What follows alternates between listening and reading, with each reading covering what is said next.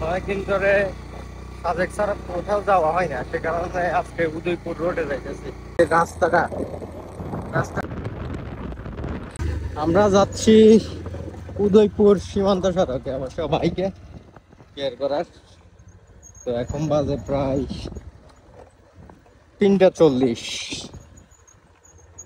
তো এই যে পাহাড়ের মূলত সৌন্দর্যটা কিন্তু বৃষ্টির সময় কয়েকটা বৃষ্টি হওয়ার কারণে মোটামুটি পাহাড় গুলো সবুজ হয়ে গেছে। ভালো একটা পরিবেশ থাকবে যদি টানা কিছুদিন বৃষ্টি হয়। তো দেখি কতটুকু যাইতে পারি,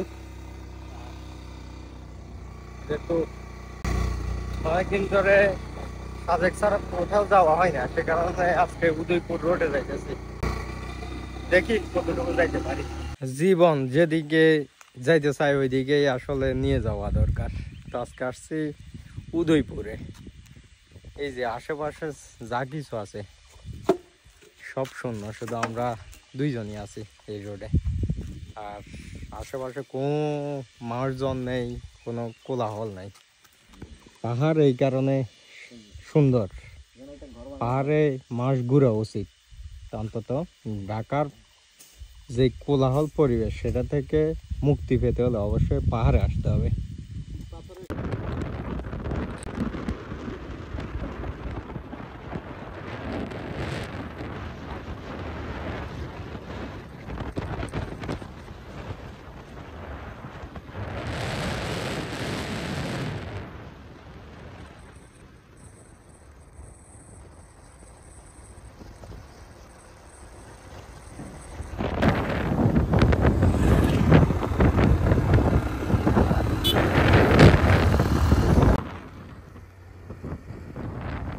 সামনে যে পাহাড় গুলো দেখতেছেন এগুলো বেশিরভাগ হচ্ছে যে ইন্ডিয়ার মধ্যে পড়ছে, মিজোরাম রাজ্য।